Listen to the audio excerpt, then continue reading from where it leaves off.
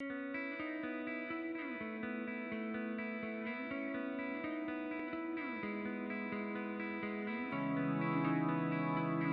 did the story of a small tribe in the ancient Near East become the story of the whole world?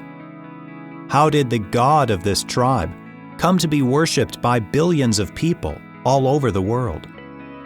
The book of Isaiah is central to answering these questions.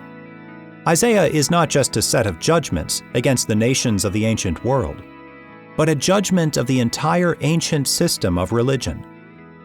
Much of the First Testament is a record of people being called away from false gods to the worship of the one true God.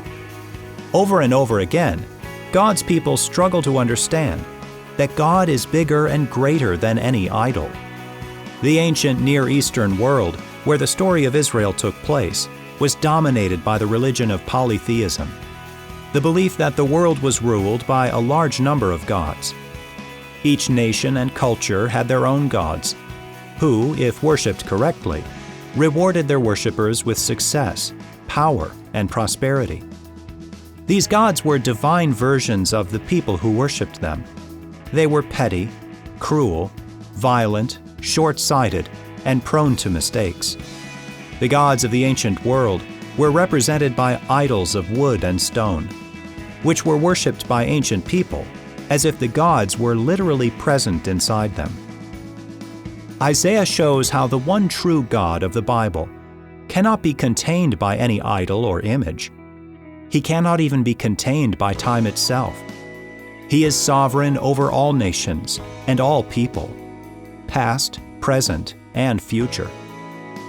And most important of all, Isaiah tells us that God is a tower of refuge for the helpless and oppressed. In the ancient world, it was absurd to think that God could be on the side of people like this. For if God was on their side, why were they powerless and oppressed? But God's justice and righteousness are bigger and better than any human standard. He is not merely a tool of a human kingdom or power. He stands in judgment over everything. The graphic and often violent imagery of the book of Isaiah needs to be understood in this context.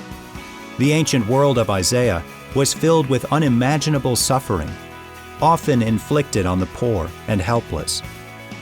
In Isaiah, God's judgment on the world is an act of salvation. It makes a better world possible, where justice and righteousness take the place of violence and oppression. The final main sections of the book contain some of the most beautiful poetry in the entire Bible. The powerful words match the powerful promises. Included here are 4 oracles about a coming servant who will accomplish God's purposes for Israel and for the world. God will return to Jerusalem as king, while God's people will shout and sing the gospel of peace and victory.